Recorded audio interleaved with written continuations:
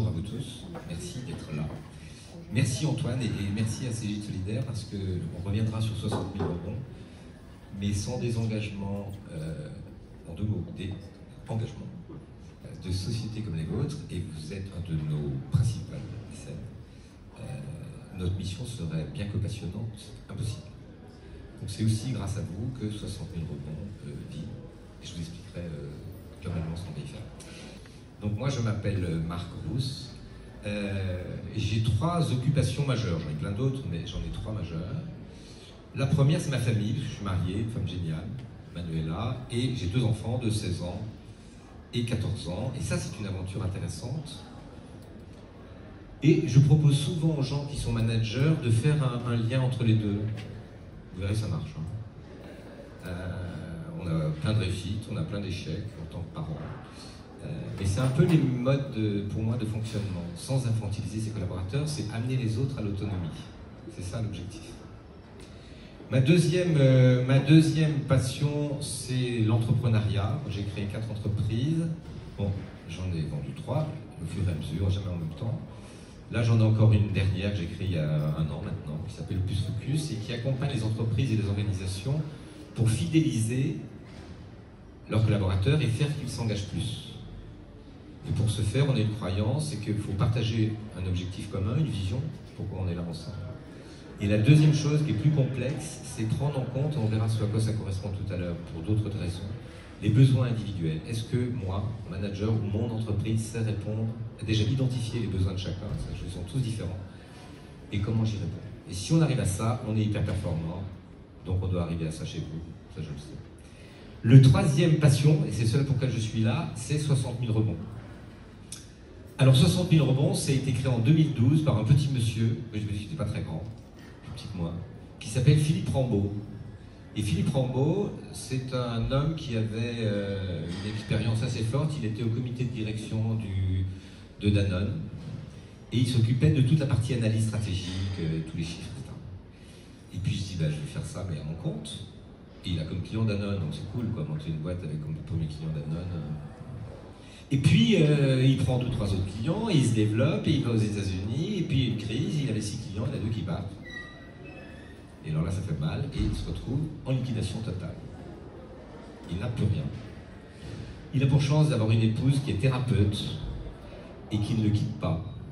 On peut aussi quitter quelqu'un qui est en déprime, qui ne vous a pas prévenu, qui a vendu son chalet à la montagne sans vous prévenir, parce qu'il a joué. Ça arrive, ça. Et il se dit, comme d'autres avaient dit, I have a dream, lui, il dit, j'ai aussi un rêve, c'est que plus aucun entrepreneur ne vive ce que j'ai vécu. Parce que ce sont les dettes, parce que c'est potentiellement la dépression, d'accord. Ça peut être le divorce, parce que c'est plus supportable pour la vie de la famille, et ça peut aller encore plus loin, d'accord. Pourquoi pas un décès dans la foulée, hop, on fait la totale. La dernière version arrive peu, mais elle arrive. Donc il y a vraiment un état dépressionnaire extrêmement important. Et lui dit plus jamais. Et pour ce faire, il invente un process qui évolue régulièrement, mais sur la base, il est resté le même. C'est un entrepreneur qui a fait faillite ou à qui on a racheté la boîte pour 1 euro, c'est à peu près pareil au niveau du résultat. On va l'accompagner sur 3 volets. Le premier volet, c'est qu'il a un coach professionnel, certifié, qui va l'accompagner sur 7 séances minimum pour quoi? Pour qu'il puisse se dire, ce n'est pas parce que je suis tombé de vélo que je ne sais pas faire de vélo. Donc mes compétences d'entrepreneur, j'ai créé une boîte, j'avais 3 emplois, j'avais 40 emplois, je les ai eus pendant des années, tout s'est arrêté, mais je sais faire. Ça c'est le rôle du coach. Le deuxième rôle aussi du coach, c'est de lui faire prendre conscience que son voisin d'en face, qui fait la même chose, lui il n'est pas mort. Donc il y en a bien un qui a fait quelque chose que l'autre n'a pas fait. Donc c'est pas toujours la faute du banquier si les entreprises s'écroulent. C'est pas la faute de l'incompétence de l'administration si les entreprises s'écroulent. Il y a un processus de conjuguer, il faut que l'entrepreneur se dise, il y a une part de responsabilité. Et à partir du moment où j'ai une part de responsabilité, je ne referai pas 2 fois la même chose. Donc à ce moment, on se dit, tiens, finalement, je vais peut-être apprendre quelque chose de ça. Ça, c'est le rôle du coach. Il y a un parrain qui va accompagner cette personne pendant 2 ans. Sur son rebond, quelle que soit la nature du rebond, Antoine l'a dit, salarial ou entrepreneurial. Donc le parrain, c'est souvent un cadre dirigeant, en activité ou à la retraite, un ancien entrepreneur qui sait manier un business plan, quelques rudiments de stratégie, et qui tous les mois va faire le point. Il ne fait pas la place, il interroge juste l'autre. Il lui tient la main tout au long du parcours. Et quand vous manquez de tomber, vous avez un rendez-vous avec quelqu'un, c'est comme quand vous allez voir votre psy, quoi, ça déclenche des trucs. Ça vous oblige un peu à avancer. Et puis, vous avez un troisième pilier qui est extrêmement important, c'est qu'une fois par mois, ces gens se réunissent et ils racontent leur histoire. Et ils font des points d'étape. Donc c'est des petits groupes, et vous recevez un groupe ici tous les mois, et on vous remercie. Vous avez des entrepreneurs en rebond, des parrains, des coachs qui viennent, des experts, et qui viennent se raconter là où ils en sont. C'est un peu la technique des alcooliques anonymes. C'est-à-dire qu'on va se raconter. Et quand un entrepreneur vient pour la première fois, c'est fracassant. Il est là, bonjour. Ici on se tutoie, on va donner un petit peu de temps pour raconter ton histoire. Ah, faut que je parle. Ouais, un peu. Si on veut contacter, c'est mieux. Raconte ton histoire. Et lui, il est paniqué parce que c'est la honte. Parce que il la raconte à personne, et quand on lui raconte, il ressent, je ne sais pas si c'est vrai, il ressent que les autres lui disent mais t'es nul en fait. Et là, il la raconte et il y a plein de gens qui disent ah ben c'est comme moi. Ah ben dis donc, c'est dingue, on a eu la même histoire que toi. Et donc il reprend un peu confiance en lui. Donc ça c'est un point important. Et puis il y a un quatrième qui est moins impliqué, et ça je fais un appel au don, hein. Il y a un quatrième qui est moins impliqué mais qui est passionnant, c'est l'expert. C'est-à-dire que moi, dans mon projet de remonter ma boîte ou dans mon projet salarié, je ne sais pas faire un CV. Parce que j'étais entrepreneur, je me fais de CV. Ah bah tiens, on va demander à un responsable RH de venir une demi-heure, lui expliquer comment faire un CV. J'ai un problème informatique, j'ai un problème juridique, j'ai un problème... Donc les experts, ils interviennent ponctuellement à la demande, et ça peut durer 2 heures et après c'est fini. Mais ils sont aussi importants. Donc voilà un petit peu 60 000 rebonds, ça c'est sa première mission. Et la deuxième mission, qui fait un peu l'objet... Excuse-moi, je suis un peu long, de cette conférence, c'est l'échec. C'est qu'on s'aperçoit que chez les anglo-saxons, l'échec est valorisé. Valorisé. Si vous arrivez chez un banquier, vous avez planté votre boîte, il vous dit bah, venez me voir. Parce que vous n'avez plus d'argent, parce que vous avez planté votre boîte. Mais moi j'ai de l'argent, et je cherche des entrepreneurs qui apprennent. Donc venez me voir. Ici c'est plus compliqué encore. Ça reste compliqué. Donc il y a quelque chose de culturel qu'il faut changer, et c'est notre deuxième mission, et c'est aussi pour ça qu'on parle. On va faire des lobbies, on va aller un peu partout pour faire changer le regard sur l'échec, parce que là, pour le coup, ça ne considère pas que les entrepreneurs, mais ça considère nos enfants aussi. Quand mon fils revient en me disant j'ai 2, je suis un benet, je dis non, t'as 2, c'est raté. Et t'es un benet. Donc il y a aussi toute une éducation à partager. Aujourd'hui, 60 000 rebonds. Moi, j'ai rejoint donc en 2014, suite à une rencontre avec Philippe Rambaud. Et il y avait, en même temps que moi, arrive une espèce d'ovni génial, qui nous a quittés comme un ovni d'ailleurs l'année dernière dans un accident de ski, je tiens à le citer, c'est Guillaume Mullier. Quand il arrive, on est 20 à Lyon, il y a Bordeaux qui périclite et Paris qui démarre pas. 3 associations. Aujourd'hui, on est présent sur l'ensemble du territoire, on est dans 54 villes, on est dans les dom-toms, c'est 1500 bénévoles et 800 entrepreneurs accompagnés en 2022. Et il fait ça en 6 ans. Bon, l'année dernière, il nous tient sa révérence un peu brutalement, mais voilà, c'était aussi l'histoire de sa vie. C'est un homme qui était passionné, passionnant, un vrai entrepreneur, et qui nous a permis ce développement-là. Et donc, et pour faire que tout ça marche, on a une 35 salariés répartis sur l'ensemble du territoire. Parce que des bénévoles comme moi, c'est sympa, mais quand ils ont autre chose à faire, ils s'en vont. On dit, mais il est où? Bah, en vacances, peut-être. Or que le salarié, il est là. Donc c'est lui aussi qui fait tourner la boutique. Donc ils sont importants. Et c'est grâce aussi à des entreprises comme vous qui s'engagent autour de nous, avec nous, qu'on peut se permettre ce professionnalisme. Voilà en gros pour 60 000 euros. On peut dire aussi qu'on a une petite histoire avec Guillaume Mullier, puisqu'on a racheté une partie... Alors oui, Guillaume, il a une société qui s'appelle Dimo Software, et le gros du Dimo Software, c'est Nautilus. Ce qui a fait le développement, après ils sont diversifiés, mais l'âme de Dimo Software c'est Nautilus, et Nautilus était devenu peut-être trop gros pour la taille de Dimo, et ils ont voulu le pérenniser. Et ça je vous félicite parce que je n'étais pas dans les transactions, c'est pas du tout mon boulot là. Mais c'est vraiment l'enjeu pour ces dirigeants-là, c'était de pérenniser. Et ils ont eu des offres, entre autres, ils disaient, d'une boîte américaine. Ils ont choisi l'entreprise qui pérenniserait leur projet. Et donc cette entreprise, elle est à féliciter, il se trouve que c'est vous. Voilà. Donc Nautilus est chez vous maintenant, et vraiment pour ceux qui vendaient, ça va, ils n'étaient pas à quelques sous près, ils ont dit oh, c'est pas ça qui nous intéresse le plus, ce qui nous intéresse le plus c'est que notre projet continue, nous on ne peut plus le développer, c'est trop gros pour nous, et il faut qu'il soit porté par quelqu'un de confiance. Et maintenant c'est chez vous. Alors, la conférence commence par oui, décider, choisir. Quand vous avez une entreprise ou quand vous posez un acte important, vous allez décider de quelque chose. Je parle de l'entreprise, je suis sur le rebond, mais un entrepreneur, ce qu'il fait, c'est qu'à un moment, il décide de créer sa boîte. Il ne maîtrise pas tout. Et quelquefois, en tant que parent, en tant que manager, en tant que collaborateur, on prend des décisions qu'on ne maîtrise pas tout. Et je voudrais faire la différence entre choisir et décider. On comprenne bien ce que ça veut dire. Choisir, c'est établir un certain nombre de critères, d'accord, valider les critères, et si tous les critères sont bons, on y va. Exemple, vous voulez partir en vacances, c'est facile. Et donc vous vous dites, en fonction de la taille de ma famille, en fonction de l'âge de mes enfants, je vais regarder l'éloignement, les modes de transport, si je vais à l'étranger, les conditions sanitaires, les conditions consulaires, parce que partir, je vais beaucoup en Afrique noire, parce que j'ai une famille là-bas, partir avec un enfant de 1 an et le faire piquer contre la fièvre jaune, c'est pas top, là, il y a peut-être on dirait dans 2 ans. Donc vous avez un certain nombre de conditions. Comment je serai logé, quelle est la nourriture, quelle est la température, est-ce qu'il y a de l'eau, est-ce qu'on peut se baigner, etc. Et avec ça, vous sélectionnez et vous vous apercevez qu'il vous reste une destination et vous choisissez naturellement cette destination. Et c'est parfait. La raison a tout contrôlé sur votre choix. Et donc, vous ne pouvez pas être déçu. Il y a peu d'échecs dans le choix. Mais qu'est-ce qu'il n'y a pas d'échecs dans le choix? C'est pareil pour vos décisions. Alors, ça dépend si vous décidez ou si vous choisissez. Si vous choisissez, vous savez ce que vous aimez. Mais il y a un moment donné, vous allez vous retrouver avec 3 destinations à la fin. Et là, il n'y a plus de critères rationnels. Et là, vous allez décider. Et naturellement, quand vous décidez, vous acceptez de ce fait qu'il y a une part de risque, puisque la raison n'est plus compétente pour vous répondre. Et dans des choix personnels, soit je choisis, je sais exactement, et j'en arrive à je veux ce pantalon exactement comme ça, soit j'ai le choix entre deux, il y a des choses beaucoup plus importantes que des pantalons, et là, il faut que je décide. Et là, il faut que j'admette que j'ai une prise de risque. C'est vraiment important.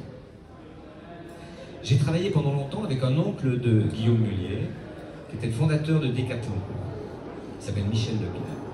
Et Michel Leclerc me disait, quand je crée mon 3e Decathlon, comme on est un peu quand même ambitieux dans notre famille d'entrepreneurs, je me dis, je vais créer le leader mondial du sport, distribution de vêtements. Et il me dit, c'est vraiment important que tu retiennes ça, je décide que je vais devenir leader mondial. Je ne me pose pas du tout la question du comment avant de décider, sinon j'y vais pas, parce que personne ne sait comment on fait pour être leader mondial. Donc je décide d'abord. Par contre, je me pose une seule question par rapport à la gestion du risque. C'est que si tout va mal et que je ne réussis pas, est-ce que je me mets moi ou les gens que j'aime en danger? Si je me mets en danger, vraiment en danger, je ne dois pas y aller. Si j'ai peur quand je pense à cette décision, on verra tout à l'heure, je n'y vais pas. Si je ne me mets pas en danger, j'y vais. Parce que j'accepte la part du risque, j'accepte l'échec qui peut être lié à cette décision.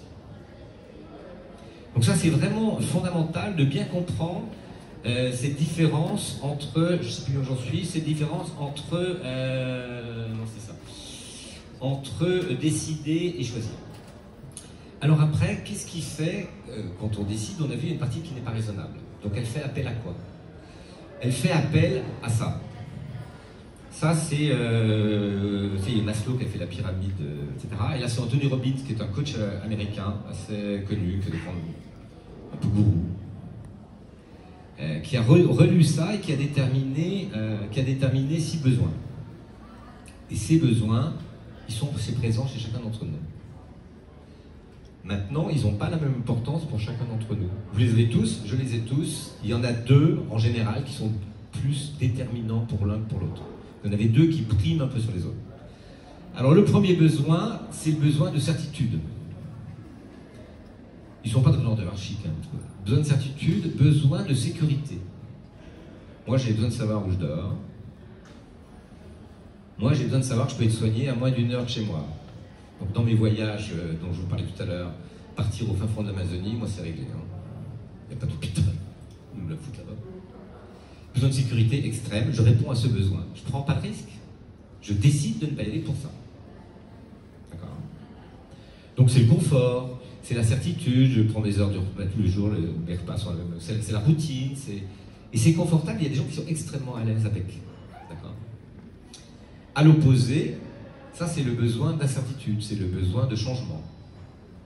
Donc là c'est pour satisfaire mon cerveau gauche, c'est la créativité, c'est le besoin d'être surpris, c'est l'émotion, c'est l'adrénaline, on en a tous besoin. C'est ne pas savoir où je vais dormir ce soir, c'est m'en fous d'avoir un hôpital, donc du coup je retourne en Amazonie, tiens. Mais ça c'est important de savoir si c'est l'un ou l'autre qui prime, il faut arriver à comprendre comment on fonctionne soi-même. Il faut surtout admettre que l'autre ne fonctionne pas comme moi, et c'est comme ça. Non seulement il ne fonctionne pas comme moi selon ses besoins, mais il ne les exprime pas pareil. Moi, mon besoin d'incertitude, attends, je regarde Koh-Lanta à la télé, c'est plein d'incertitudes. Et je satisfais mon besoin d'incertitude. Ah, moi je fais 3 fois le tour du monde à pied, on a le même besoin, mais on ne répond pas de la même manière. Ça aussi, c'est important de comprendre. D'accord. Donc je ne comprendrai pas les mêmes décisions. Mais je ne comprends pas, il décide toujours à l'inverse de moi. Bah ouais. Il n'est pas câblé pareil pour faire court. Après, vous avez le besoin de signifiance, c'est-à-dire le besoin d'importance, de reconnaissance, besoin d'importance. Alors, ce besoin d'importance, il est un peu complexe parce qu'il peut se faire pour ou contre les autres. D'accord. Très souvent, la première chose qu'on va tester, c'est la différence. Bah, c'est tout, les codes sociaux. Si le nous dit 100, il est cadre sup, 80, il va le devenir. 4L, qui est mal barré. Ou alors lui, il est écolo. Voilà, chacun a ses codes et se reconnaît par ça. D'accord. Et là, on est en comparaison. Il faut faire attention que dans la comparaison, il y a toujours un risque de prise de pouvoir sur l'autre. C'est que pour que je sois bien, il faut qu'il soit mal. D'accord. Mais vous pouvez aussi, et ça marche quand même, hein, c'est aussi un propulseur. Vous pouvez aussi, il y a des gens qui se disent, moi, les autres, ils sont câblés plutôt sur eux-mêmes, et ils se disent, moi, ce qui m'intéresse, c'est de sauver la planète, par exemple, ou de poser un acte qui est signifiant pour moi, que je crois signifiant pour les autres, et j'ai pas besoin du regard des autres pour le poser. C'est de leaders, d'opinion, qui foncent de toute façon. Donc vous avez 2 manières de le satisfaire, en faisant attention que l'autre doit garder une place qui correspond à un besoin important derrière. Donc ça en prendre en compte. Chaque individu aussi a un besoin de connexion, un besoin d'amour. On n'est pas des solitaires. Moi j'ai passé pour des raisons différentes beaucoup de temps dans des monastères où les mecs ils sont... On se parle pas beaucoup, et ils vous disent, vous vivez seul, ils disent, non, vous rigolez quoi. On est en connexion permanente. Dans leur croyance à eux, quand ils prient, quand ils méditent, que ce soit, ils sont connectés aux autres. Donc ils disent, on n'a pas besoin de parler pour être connecté. On est connecté. L'ermite, il se connecte. Le misanthrope, non, il veut être seul, mais c'est quand même une petite déformation.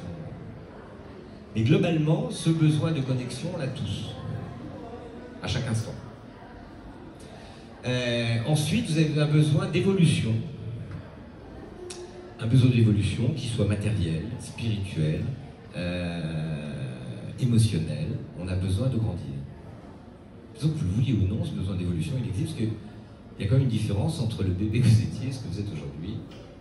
Bien que vous avez évolué, que vous le vouliez ou non, de toute façon. Déjà, votre corps il évolue. Donc il n'y a pas de raison que le reste n'évolue pas. Donc vos désirs ne sont pas les mêmes. Moi j'ai 64 ans, mes désirs ne sont pas les mêmes qu'un mec de 15 ans que je vois mes confis. Pas du tout les mêmes désirs. Ah. Certains sont communs, d'autres pas du tout. Or j'avais les mêmes que lui avant. C'est bien. Donc ce besoin d'évolution, il est important à prendre en compte. Tous ces besoins-là, vous qui travaillez en entreprise, il faut rendre compte que vos collaborateurs, ils les ont. C'est ça je dis, est-ce que je réponds ou est-ce que je les connais? Lui, évolution, ça veut dire quoi? Bah lui, attends, il n'arrête pas de faire des formations, des machins. Ah non, lui, pas du tout, il s'enferme avec son bouquin sur la terrasse entre midi et 2. Chacun son truc. Lui, il s'investit dans la vie sociale parce qu'il pense que c'est comme ça qu'il va grandir. Chacun le vit différemment, mais ce besoin existe. Et pour vos collaborateurs, c'est important de le prendre en compte. Et le besoin, enfin, de contribution, bah, c'est le fait qu'on est là. On répond tous, j'imagine. Alors pour certains, c'est peut-être d'apprendre. Mais pour d'autres, en tout cas pour ces gîtes solidaires et pour 100 000 rebonds, c'est de se dire, ensemble, on va essayer d'apporter notre petite pierre à un édifice qui est l'édifice de l'entrepreneur qui a tout perdu et du regard sur l'échec. ensemble, on va essayer de faire changer quelque chose dans notre société. On a décidé de le faire, on n'attend pas le résultat, parce qu'on va y arriver sinon. On a décidé de le faire et on va avancer doucement. Donc tous ces besoins sont ceux qui vont influencer vos décisions. Vous voyez bien que c'est très différent du choix. Ça n'a rien à voir avec le choix. Alors déjà, pour le mieux, c'est de se poser la question pour moi, dans le fond, quand je les analyse, ces besoins, c'est lequel qui me parle le plus? Et dans ceux qui me parlent le plus, est-ce que j'arrive à les satisfaire? Quand je me comporte le matin ou dans mon boulot, si les actes que je pose, les décisions que j'ai prises sont éclairées. Finalement, je n'ai pas compris pourquoi j'ai pris, mais c'était bien ce que j'ai fait, mais je n'ai pas bien compris pourquoi j'ai pris cette décision. Si je relis ma décision, je vais peut-être découvrir quel est le besoin que j'ai satisfait. Et c'est important de le connaître, ça évite de se planter. Ça, mais alors, une fois qu'on a dit ça, c'est comment les repère-t-on, ces besoins? Alors, pour les repérer, je vous ai dit, vous pouvez vous interroger, mais vous pouvez aussi vous dire, c'est nos émotions. Quand un besoin n'est pas satisfait, vous le savez assez rapidement, parce que vous avez des grosses émotions qui arrivent. Ces deux chercheurs américains d'Harvard, non plus les noms, et je ne vais pas les dire sur mon texte, parce que ce sont pas trop, enfin, ça n'a pas d'intérêt, qui se sont aperçus que sur des gros investisseurs, il y a toute une partie rationnelle quand vous mettez du pognon sur la table en bourse. C'est est-ce que ça va monter? On fait des analyses, des algorithmes sur 10 ans, on fait des projections, et puis à un moment, il peut y avoir un ras boursier et plus rien ne marche. Donc c'est très rationnel, les financiers sont des gens extrêmement rationnels, mais c'est pas gagnant à 100%. Donc il y a une part d'irrationnel. Et ils se sont aperçus que de nombreux investisseurs travaillaient avec ça. Une fois qu'ils avaient fait tout le rationnel, et qu'ils disaient, allez, tu mets 20 000 $ sur la table, et que le mec disait, waouh, là ça fait peur. Hein. Ok, je ne mets pas 20 000 $ sur cette partie, je pars sur autre chose. Ils ne misent pas que là-dessus. L'étude rationnelle est faite, et quand il y a le choix entre 2, 3, ils vont voir leurs émotions. Ça, c'est extrêmement à comprendre qu'on n'est pas...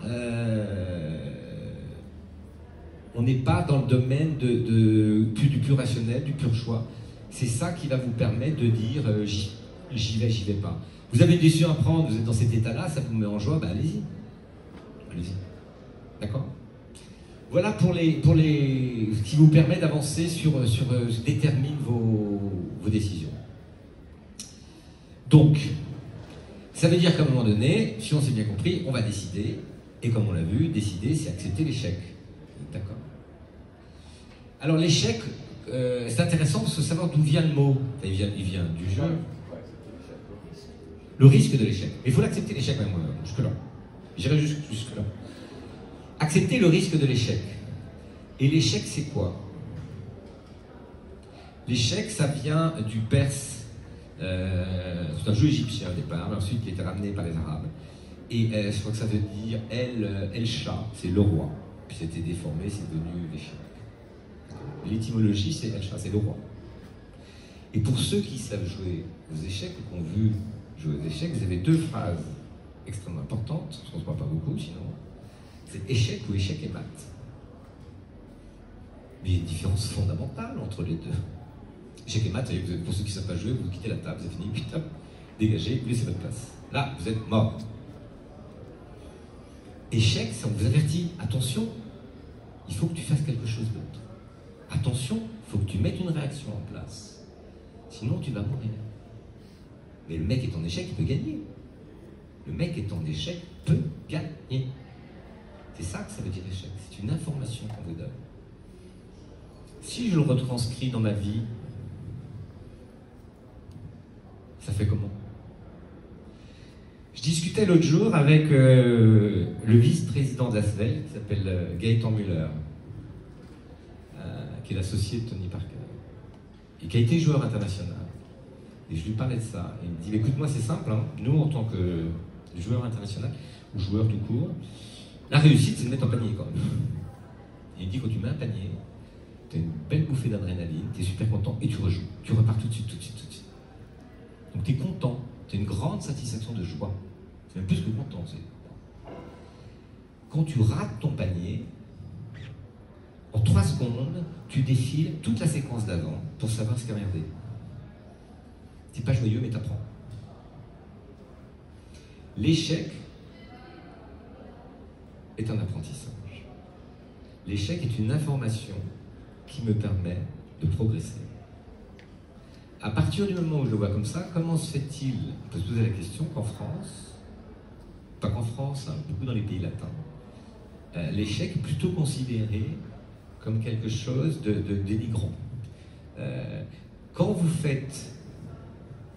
Le mot faillite, ça vient du Moyen-Âge, où les gens ont failli à leurs paroles. C'est les premiers commerces, les premières entreprises. Et le type ne pouvait pas payer. Donc il a failli à son remboursement. Et donc c'est l'ex-président du tribunal de commerce qui m'a raconté ça. À l'époque, on leur mettait donc, sur la place publique avec un bonnet vert. Et le bonnet vert voulait dire ces gens-là ne sont pas fiables, il ne faut pas faire d'affaires avec eux. Ils sont mis au banc. Ils sont bannis.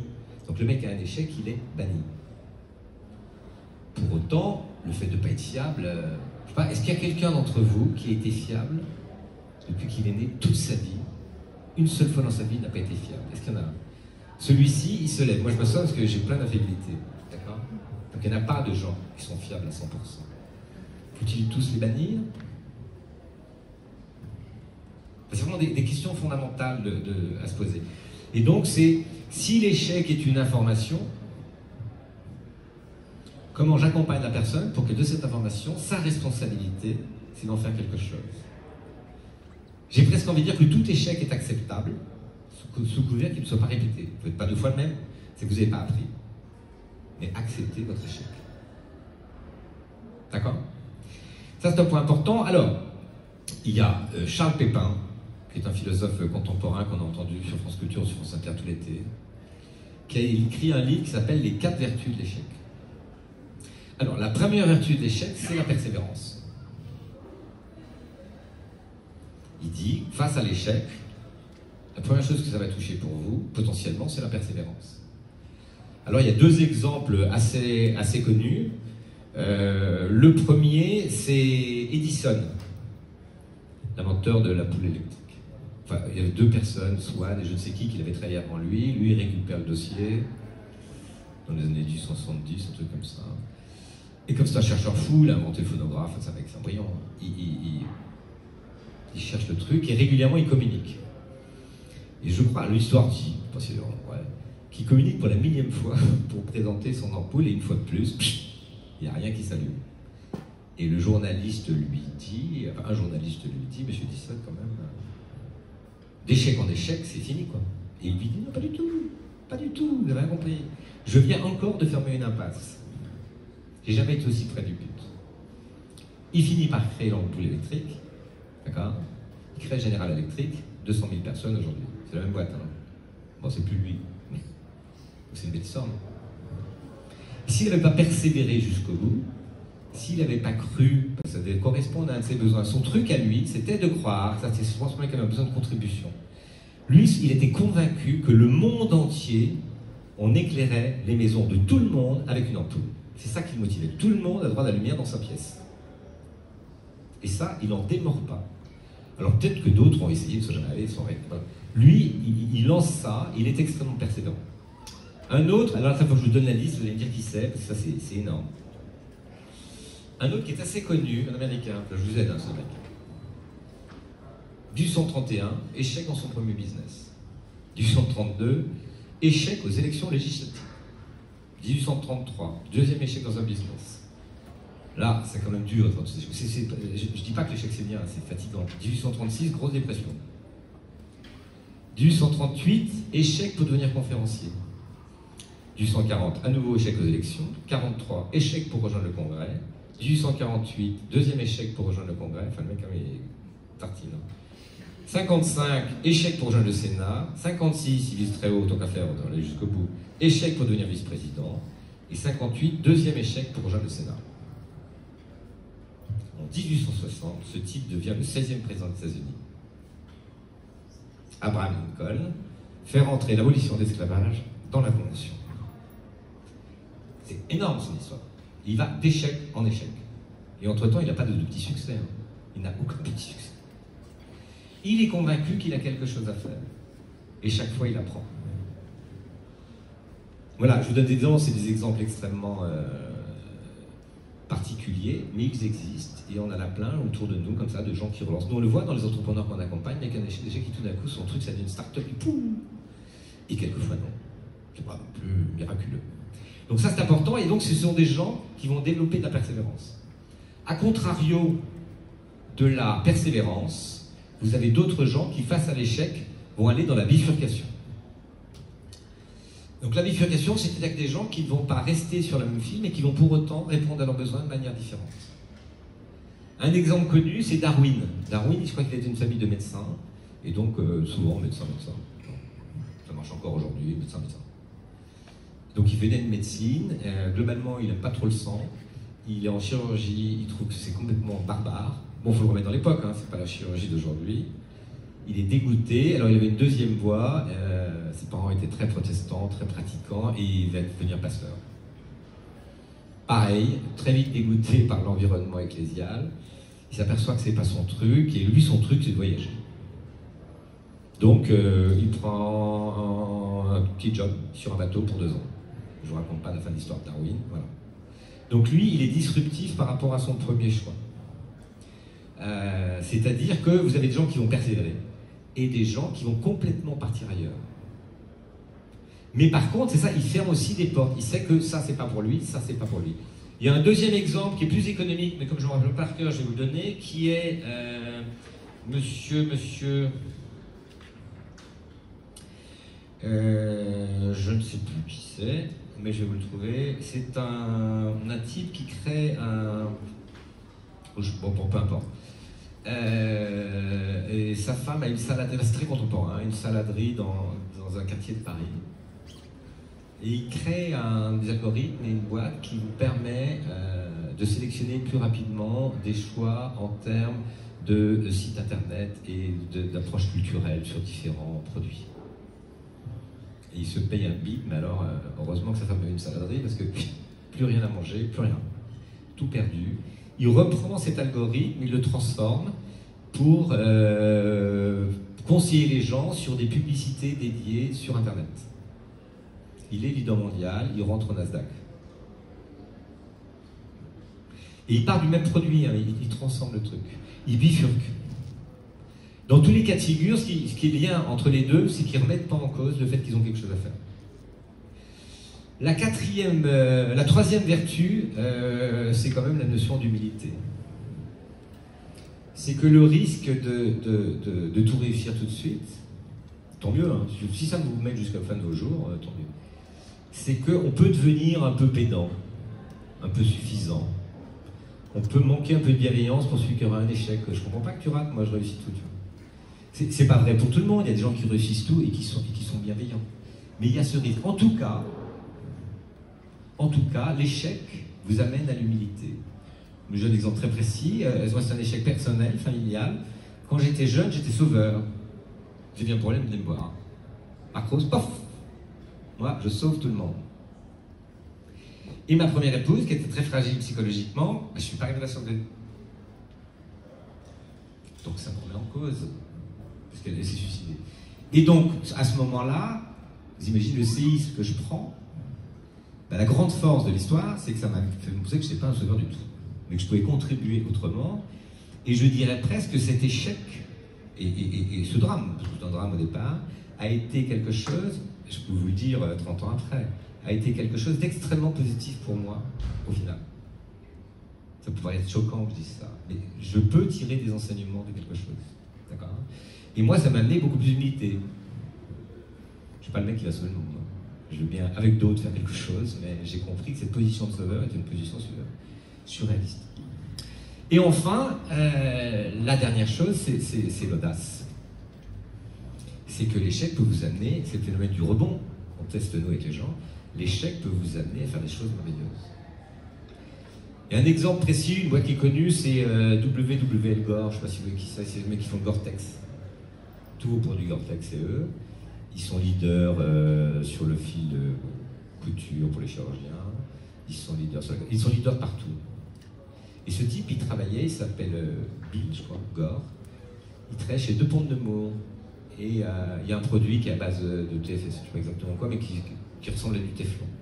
Et lui, il se dit, ce produit, faut qu'on en fasse quelque chose. Et il se prend échec sur échec, ces deux points de mots qui n'en a rien à faire de ton produit. Tu te tais. Tu ne nous intéresses pas. Donc il se prend beaucoup d'échecs. Et ben lui il se dit ok, si c'est ça, je monte ma boîte. Voilà. Et aujourd'hui, le groupe Gore, c'est pas un groupe ridicule sur la place mondiale. Donc l'échec peut vous amener aussi à ces quatre vertus. Et donc, Pépin nous dit, les vertus de l'échec, il y en a, persévérance, bifurcation, humilité, audace.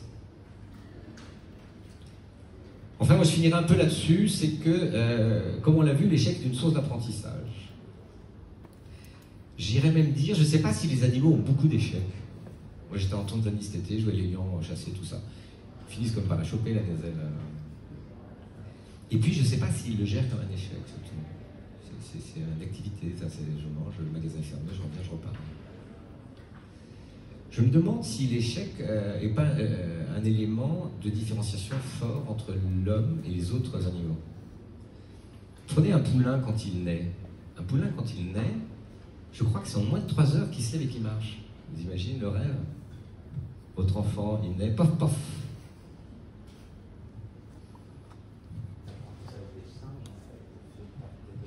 Oui. Alors les animaux plus évolués, comme les singes, etc., on est beaucoup plus proches d'eux, ont effectivement un apprentissage. Ils vont utiliser des outils, voilà. Et chez l'être humain, c'est là où c'est le plus marqué. Mais imaginez qu'on gère l'échec, par exemple, je reprends l'exemple de l'enfant, qu'on gère l'échec à la version française, un échec c'est discriminant. Vous prenez votre enfant, tout petit, je ne sais pas quel âge commence à marcher, il y a 9 mois. C'est tôt, 10 mois, 11 mois, 12 mois, on essaye. À 12 mois, il tombe. Imaginez, vous dites, oh ben non, regarde comme tu es ridicule. Mais quel échec, mon pauvre ami, tu ne sortiras plus jamais de ton lit. On ne traitera plus rien, c'est fini pour toi. Vous imaginez le truc? Donc, on accepte que pour apprendre, dans les sciences, par exemple, dans les sciences, on vous dit, une expérience réussie ne veut pas dire que ça marche. Ça veut dire qu'elle a marché, elle, mais elle ne met pas à jour le théorème. Tout échec vous dit que le théorème est mauvais. Et donc les scientifiques, ils travaillent beaucoup plus par rapport à l'échec. Et ils vous disent, on sait ça aujourd'hui. Mais on peut vous dire que demain, ça va peut-être changer. On n'a pas de certitude. On a des certitudes que grâce à l'échec. On n'a aucune certitude grâce à l'expérience qui marche. Donc si, effectivement, on considère que l'échec est un élément déterminant de l'apprentissage, parce qu'il est lié, pour apprendre, il faut que j'accepte de pouvoir avoir un échec, il faut dans nos entreprises, dans notre société, dans l'éducation nationale, et nous, en tant que manager, se dire comment je fais. Comment je fais avec mes collaborateurs. Comment je fais avec mon patron, parce que lui aussi il a des échecs. Comment je le regarde quand il a un échec. Le patron, il ne peut pas se tromper, il sait tout. Le mec, il sait tout, il a un problème, le mec. Il sait absolument tout. Moi, je vois mon patron, il n'a pas de réponse. Mais c'est qui ce mec? Non, le patron, il ne sait pas tout. Il fait des échecs comme tout le monde. Et c'est pas son rôle, d'ailleurs, que de tout savoir. Et c'est pas son rôle que de ne pas avoir d'échecs. Son rôle, c'est d'emmener les gens loin, être un homme qui a une vision d'avenir. C'est un homme qui a une analyse assez pertinente, etc. Mais il réagit comme ça. L'autre jour, il y avait Jean-Dominique Sénard, à l'époque où il était patron de Michelin, donc ça remonte à quelques années. Il expliquait dans une conférence à Lyon ce rapport à l'échec, ce rapport au décidé. Et il dit, c'est quelques 2 ans qu'on travaillait sur, je n'ai pas bien compris, les piles électriques pour les voitures, etc. Et il dit, il y avait un comité de direction, et donc en tant que président j'arrive, et il fallait que j'avais dit que je déciderais à ce moment-là si on continuait ou pas. Parce que ça ne marchait pas. Hein. Et ce jour-là, ça ne marchait toujours pas. Et il dit, je suis rentré dans la pièce et j'allais dire, donc, on arrête. 2 ans d'investissement, ça suffit, on laisse tomber. Et là, il dit, je sais pas, j'étais pas très en forme, j'étais pas en capacité de réagir, et je me sentais mal. Je me sentais mal, et je me suis dit, comment moi, je peux décider de tout, ils attendent tout de moi, mais moi, je sais pas. Et comme je sais pas, je vais dire, allez, on remet 6 mois. Bon, on a de l'argent, on peut se permettre ça, et puis c'est un enjeu, quoi. Et 6 mois après, les mecs, ils avaient trouvé. Hein. Et donc, c'est devenu un succès. Donc, quelquefois, la décision, elle repose sur quoi? D'accord. Donc, nous, en tant que collaborateurs dans une entreprise, comment je regarde mon collègue qui a eu un échec? Comment je regarde moi une voisin qui a eu un échec? Comment je regarde moi une plus un qui a eu un échec? Et peut-être le plus difficile, comment je me regarde moi quand j'ai eu un échec. Est-ce que je suis bienveillant? Est-ce que j'ai appris ou pas appris quelque chose? Mais avant, je me rappelle la question de départ, tac, tac, tac, tac. Est-ce que j'ai mis des gens en danger? Si mon échec a mis des gens en danger, non, c'est pas bien. On avait dit que c'est la première question qu'on se posait. Donc on se la pose, non, je ne mets pas en danger global, on va perdre un peu de pognon cette année, mais on va s'en sortir, et c'est tout réglé, et c'est géré. Donc voilà, je vous livre ça, parce que c'est pas facile, cette notion d'échec. Parce qu'au quotidien, on est confronté à ça. Et moi, je suis assez bienveillant sur l'échec, sous couvert qu'il ne se mette pas les gens en danger, et sous couvert qu'il ne soit jamais répété. Pas être pené. Donc on a appris quelque chose. Voilà. Donc je ne sais pas comment vous allez en faire dans votre quotidien, mais réfléchissez à ça, réfléchissez comment vous fonctionnez, soyez bienveillant avec vous-même, mais tout en étant très exigeant.